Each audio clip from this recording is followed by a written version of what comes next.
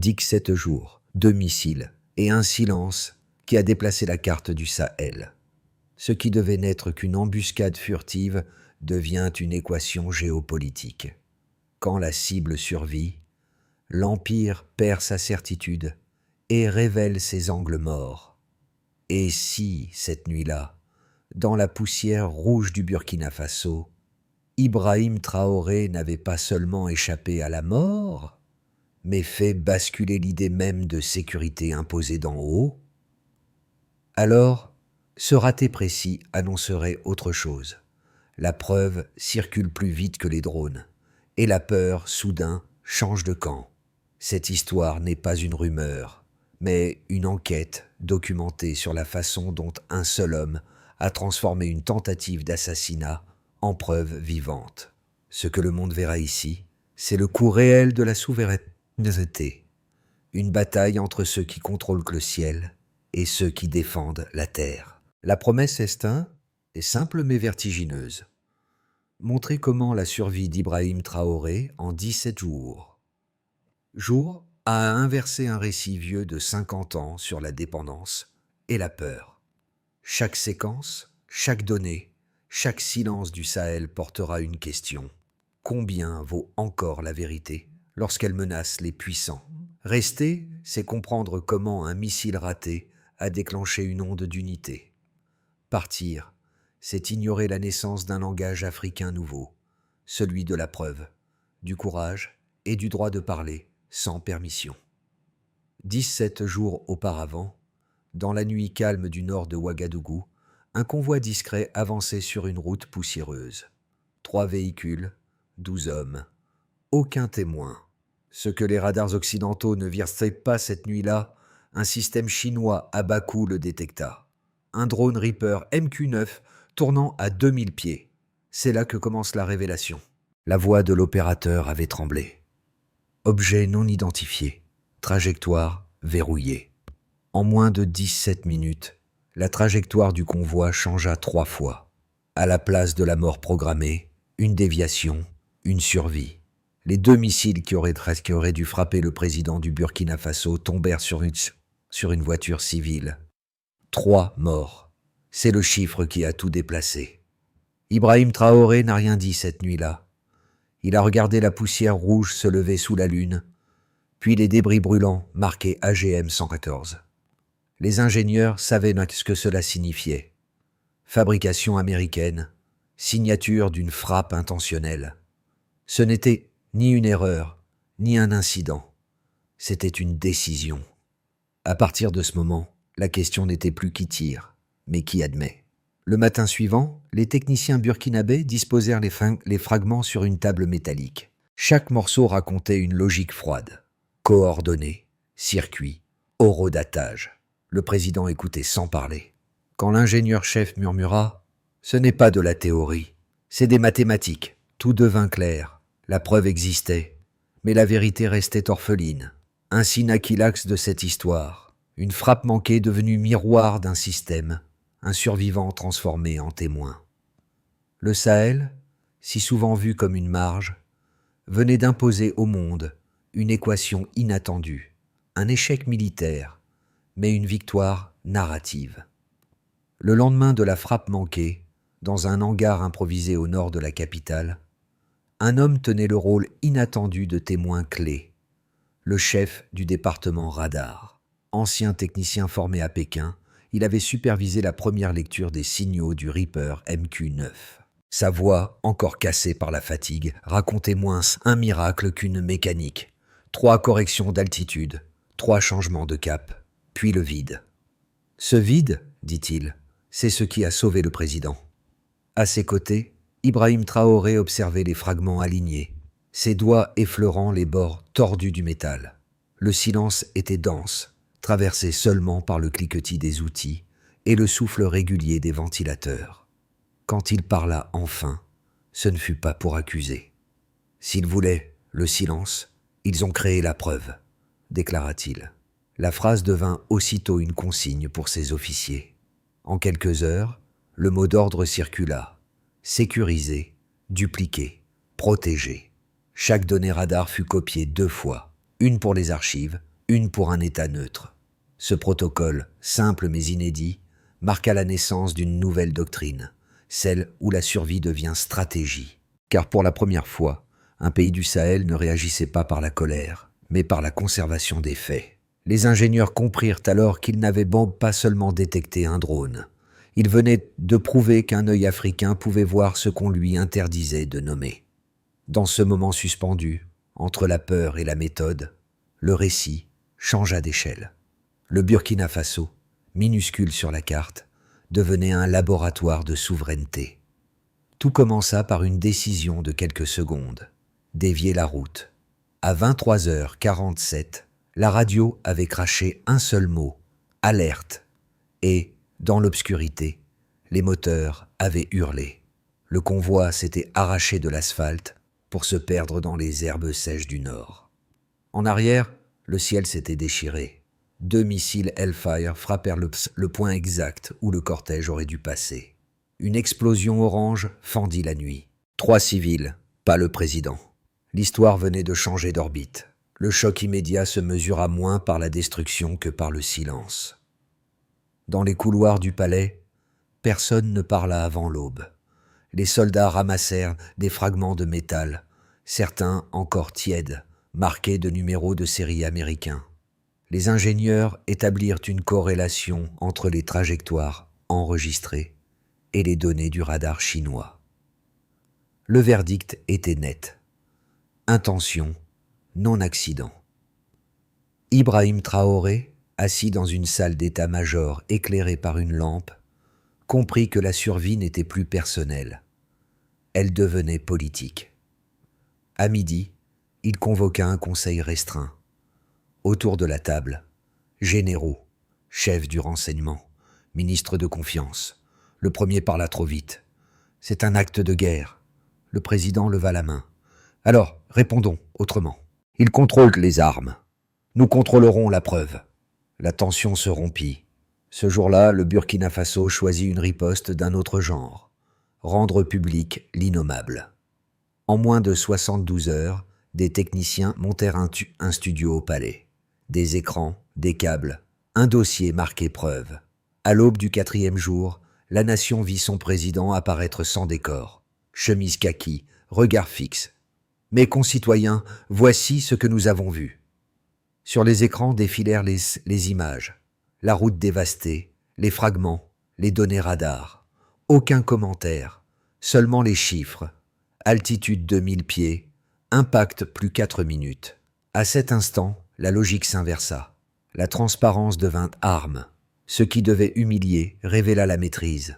Le monde observait, incrédule, un petit État, africain, parler le langage froid des faits. Des diplomates appelaient cela une mise en scène. D'autres y voyaient une stratégie d'avant-garde. Dans les villages, les gens murmuraient simplement « Il a survécu » et « Il a parlé ». Le soir même, les premières images franchirent les frontières. Sur les réseaux et dans les cafés, on partageait les extraits. Le moment où il tenait un fragment de métal face à la caméra, la phrase répétée en boucle « Nous ne répondrons pas par le feu, mais par les faits ». Dans ce geste, le pouvoir colonial des armes se fissura. Ce qui s'était déclenché comme une frappe devint un témoignage collectif. Le Burkina Faso venait de transformer une tentative d'assassinat en récit national. Et ce récit, irrémédiablement, avait trouvé sa propre trajectoire, ascendante. Les chiffres, cette fois, parlaient plus fort que les discours. Le premier relevé concernait la trajectoire du drone Reaper MQ-9. 17 minutes de suivi, 3 ajustements d'axe, chacun correspondant exactement au détour du convoi présidentiel. Un algorithme n'aurait pas pu être plus précis. L'ingénieur-chef le répéta à voix basse. Ce n'est pas une coïncidence, c'est une corrélation. Pas ça d'ici. Ah. Dans la salle, personne ne contesta. La donnée devint certitude. Deuxième mesure. La température d'impact enregistrée sur les fragments retrouvés, plus de 900 degrés Celsius. À cette intensité, l'acier se tord et les circuits s'y fondent. Mais les marquages demeurent. Les techniciens burkinabés en identifièrent 3. tous liés à la série AGM 114, munitions exclusivement américaines. Ce chiffre, 114, revint dans tous les rapports. Il devint symbole, presque un code, celui d'une preuve irréfutable. Chaque degré au-dessus de 900 raconte une intention, nota un analyste, rappelant que les missiles Hellfire sont conçus pour cibler, non pour avertir. Troisième donnée, le délai entre l'alerte et l'explosion, exactement 4 minutes et 26 secondes. Ce laps de temps, insignifiant sur une horloge, suffit à modifier un destin. Sans la réaction immédiate du chauffeur de tête, Ibrahim Traoré ne serait plus qu'un nom gravé sur une stèle. Ces 266 secondes devinrent le noyau du récit, la preuve que la vigilance, soutenue par la technologie locale, pouvait vaincre la supériorité mécanique. Les experts militaires, convoqués discrètement, confirmèrent la cohérence des données.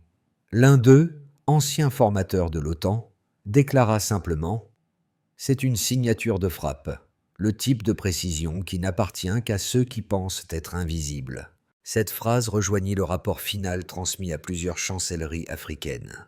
En parallèle, les économistes du gouvernement établirent un calcul d'impact. 3 civils tués, 12 soldats témoins, une attaque ratée. Dans leur modèle, cela équivalait à une perte morale pour les agresseurs supérieurs à tout gain tactique. Car, pour la première fois, un État du Sahel démontrait sa capacité à documenter une agression étrangère avec la rigueur d'un laboratoire. Ibrahim Traoré ordonna ensuite que les chiffres soient publiés tels quels, sans commentaire. L'opacité se nourrit de spéculation, pas de transparence, expliqua-t-il. Le soir même, un graphique s'afficha sur les écrans nationaux. Altitude, durée, température, écart, 4 colonnes, pour raconter une survie. Les citoyens, habitués aux discours flous, découvraient une narration scientifique, la preuve comme langage politique. Dans les jours suivants, les universités analysèrent ces données en séminaire. Les ingénieurs calculèrent les marges d'erreur, les étudiants produisirent des infographies. Ce n'était plus une affaire militaire, mais une leçon collective. Les chiffres cessèrent d'appartenir aux puissants pour devenir mémoire publique. Et quand le président conclut son allocution par une phrase simple « Ce que nous mesurons, nous le reprenons », le Burkina Faso venait de sceller un précédent. La souveraineté pouvait désormais se démontrer en unité physique, pas seulement en symbole. Dans les jours qui suivirent que la diffusion, le débat prit forme en 2 camps distincts.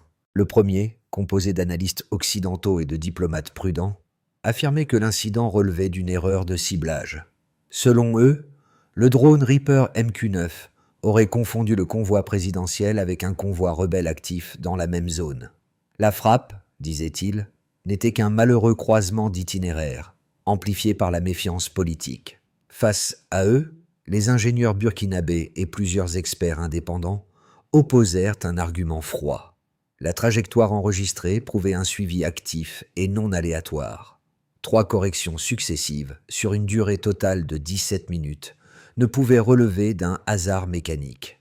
Une source militaire régionale confirma même que la technologie employée, le ciblage par signature thermique, excluait toute confusion. L'appareil avait choisi, observé, attendu. Le deuxième argument des sceptiques concernait la communication. Il dénonçait une mise en scène patriotique destinée à galvaniser la population. Il citait la diffusion télévisée, le ton du président, la symbolique du métal tordu. À cela, le gouvernement répondit en chiffres. Aucune donnée n'avait été modifiée. Les relevés radars et télémétriques avaient été remis à un état tiers pour vérification. Ce contrôle croisé, inédit dans la région, transformait la narration en audit technique. Ibrahim Traoré, dans une réunion à huis clos, formula la réplique la plus simple et la plus redoutable. « Si c'est une erreur, qu'ils le prouvent par les leurs. Nous avons déjà prouvé par les nôtres. » Sa phrase fit le tour des chancelleries, rappelant que la souveraineté moderne ne se crie pas, elle se démontre. Entre les 2 thèses, une vérité persistait. Ce qui avait commencé comme une frappe manquée devenait un stress test continental. Chaque capitale devait désormais choisir son camp.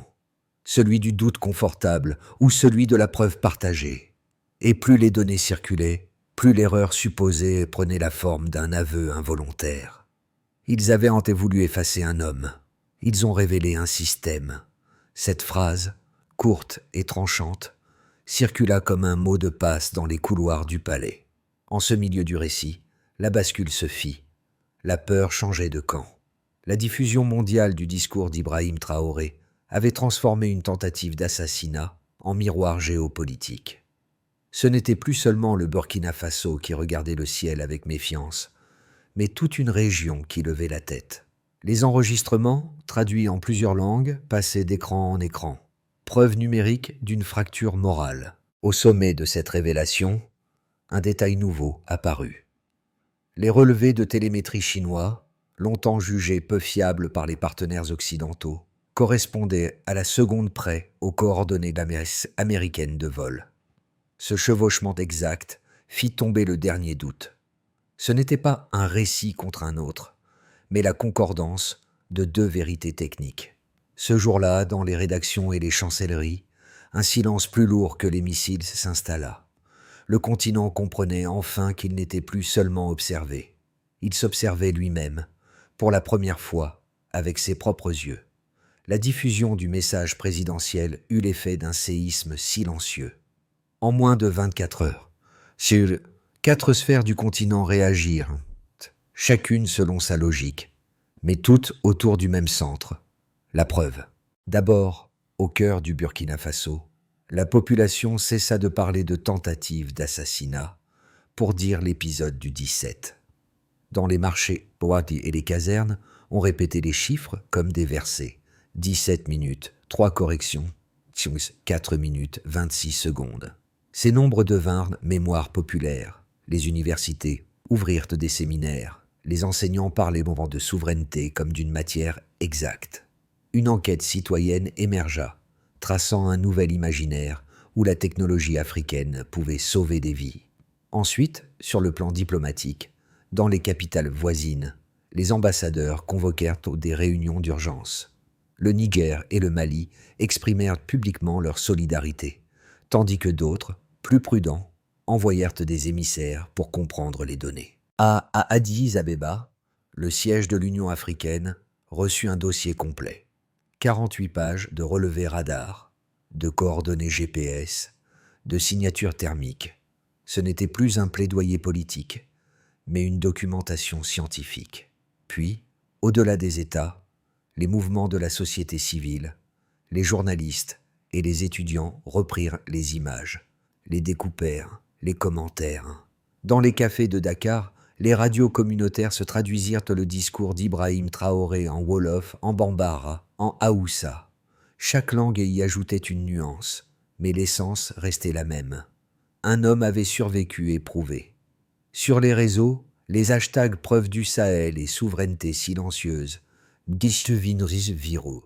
Enfin, à l'échelle du continent tout entier, 3 jours plus tard, 12 États africains signèrent une motion commune demandant la transparence sur toutes les opérations de drones étrangers. Ce geste, d'abord symbolique, fut interprété comme la naissance d'un réflexe collectif. Des experts parlèrent d'un moment galiléo-africain, une métaphore pour désigner la capacité du continent à observer le ciel par lui-même. Dans plusieurs pays, les antennes radars locales furent rallumées après des années d'abandon. À mesure que les réactions s'accumulaient, les chancelleries occidentales se taisaient. Les communiqués officiels se limitaient à quelques lignes prudentes.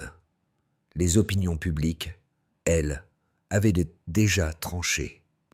Ce n'était plus une question de vengeance, mais de visibilité. Ainsi, ce que l'on avait voulu dissimuler au-dessus du Sahel était devenu visible pour tous. La tentative d'effacement d'un homme avait réveillé une conscience partagée. Et dans cette lumière nouvelle, chaque nation comprit que la souveraineté n'est pas donnée. Elle se calcule, se prouve, et parfois se mesure en secondes de survie. À partir de cet instant, tout devint projection.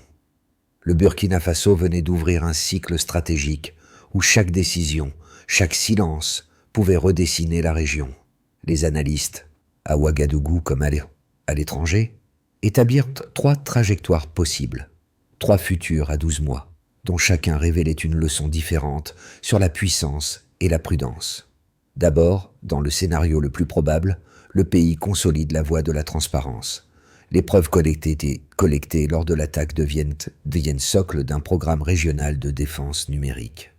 Les ingénieurs du radar chinois forment leurs homologues sahéliens. Les relations diplomatiques restent tendues mais stables, l'Occident choisissant la discrétion plutôt que la confrontation.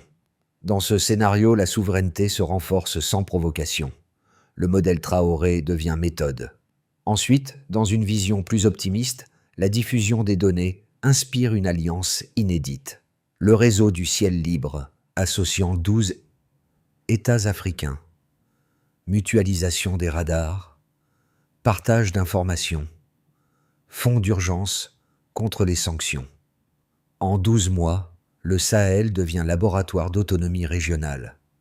Les investissements chinois et russes suivent, mais cette fois selon des termes africains. Les économistes y voient le début d'un transfert de pouvoir symbolique. L'Afrique n'attend plus qu'on la protège, elle se protège elle-même. Enfin, dans le pire des cas, l'épreuve de la preuve devient arme politique. Sous pression économique, certains partenaires rompent les accords d'aide. Les drones étrangers se multiplient sous prétexte de lutte antiterroriste. Les marchés s'effondrent, les médias étrangers inversent la narration, accusant le Burkina Faso de provocation. Dans cette version, la vérité scientifique se heurte à la réelle politique. Pourtant, même dans ce chaos, une graine demeure, la conscience collective née de la nuit du 17e jour. Si ces scénarios divergent, une condition les relie. Si le pays maintient la rigueur du fait, il gardera la maîtrise du récit. Et si l'Afrique adopte ce réflexe, alors le ciel ne sera plus un territoire de surveillance, mais un espace d'équité. Au-delà des cartes et des chiffres, l'histoire toucha les visages. Dans les rues de Ouagadougou, les enfants jouaient autour à sauver le convoi, mimant les véhicules qui changent de route au dernier instant. Dans les marchés, les femmes racontaient l'épisode comme une parabole. Quand ils ont raté Ibrahim Traoré, c'est nous qu'ils ont réveillés. Ce n'était plus un récit de guerre, mais un apprentissage collectif de la vigilance. Dans les universités, les étudiants discutaient moins de politique que de méthode. Comment prouver sans accuser ? Demandait un professeur de droit public. La réponse revenait sans cesse, en montrant.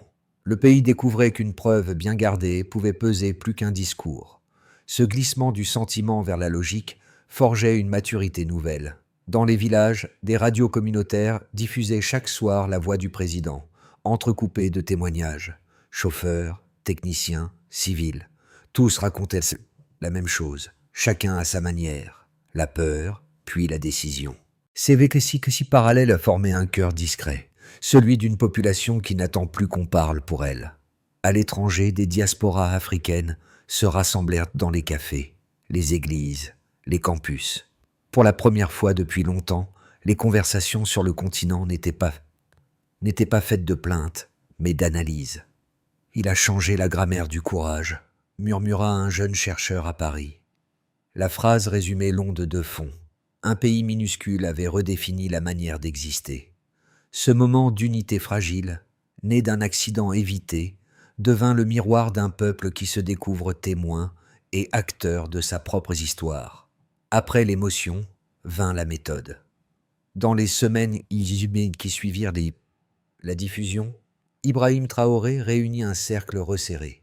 Ingénieurs, juristes, économistes, militaires. Leur mission n'était plus de raconter l'événement, mais d'en tirer un plan durable, une architecture de souveraineté. Premièrement, identifier. Chaque incident aérien signalé sur le territoire devait désormais être enregistré par une unité mixte civilo-militaire. Les données brutes seraient stockées en double exemplaire, l'un local, l'autre dans un serveur sécurisé hors du pays. Cette redondance, inspirée du protocole de l'attentat manqué, devint le nouveau réflexe national. Deuxièmement, former, une école de détection fut fondée au nord de Ouagadougou, avec des instructeurs issus de la première équipe radar. Les étudiants y apprenaient la lecture de trajectoire, la cryptographie et la gestion des alertes en temps réel. L'objectif, transformer la veille en culture, la réaction en anticipation. Troisièmement, coopérer. Un accord régional établit un réseau partagé de surveillance. Chaque pays membre fournirait un point d'observation et recevrait en échange l'accès aux données communes. Ce maillage, modeste mais inédit, fit naître une confiance nouvelle entre voisins longtemps méfiants. Quatrièmement, évaluer. Tous les 3 mois, un audit indépendant vérifierait la cohérence des relevés, garantissant la transparence du dispositif. Cinquièmement, transmettre. Les résultats seraient publiés en ligne, traduits dans plusieurs langues africaines. Parce que la vérité, expliquait le président, doit voyager plus vite que les drones. Ainsi, la réponse ne prit pas la forme d'une vengeance, mais d'une infrastructure. Le Burkina Faso ne se préparait pas à la guerre. Il construisait une mémoire technique, ligne après ligne, pour que plus jamais une alerte ne soit entendue trop tard. Des mois plus tard, sur le même terrain où tout avait commencé, Ibrahim Traoré revint. Le vent du Sahel soulevait la poussière rouge et au loin, un radar tournait lentement, sa silhouette argentée, découpant le ciel. C'était la même route, mais plus le même silence. Là où le danger avait plané, une antenne veillait désormais. À ses côtés se tenait l'ingénieur du premier signal, celui qui, cette nuit-là, avait dit « Alerte ». Les 2 hommes restèrent immobiles un long moment. « Nous avons planté quelque chose », murmura Traoré. L'autre répondit « Oui, et maintenant, ça pousse ». Ce court échange résumait tout. La survie n'était pas un hasard, mais une méthode. Le métal tordu de jadis, aujourd'hui fondu dans la structure du radar, rappelait que la preuve pouvait devenir outil. La cicatrice de la route, visible depuis l'air, traçait un souvenir plutôt qu'une blessure. Quand il repartit, le président ne regarda pas en arrière. Le bruit régulier du moteur se confondit avec celui de l'antenne. Dans le crépuscule, le Burkina Faso semblait respirer à son propre rythme. Lent, ferme, éveillé. Et quelque part, au-dessus de ce désert, le ciel savait qu'il n'était plus seul témoin. L'histoire ne se clôt pas, elle s'ouvre. Ce qui s'est passé, sur cette route isolée, n'appartient plus seulement au Burkina Faso, mais à quiconque croit que la vérité peut se défendre sans armes. Les images du 17e jour, les chiffres, les silences, tout cela forme désormais un langage partagé, celui de la vigilance. Ibrahim Traoré n'a pas demandé d'admiration, seulement d'attention. Chaque spectateur, chaque citoyen, chaque pays peut y voir son propre miroir. Que fait-on quand la peur cherche à redevenir norme? Rester immobile, c'est lui donner raison. Parler, c'est la briser. Le Sahel, disait un journaliste, n'est plus une marge. C'est un laboratoire où l'on apprend à mesurer la dignité. Et peut-être que cette mesure-là, invisible sur les radars, est la plus précise de toutes. Alors, avant d'éteindre l'écran, posez-vous la question. Combien vaut la souveraineté quand elle se paie en secondes de courage ?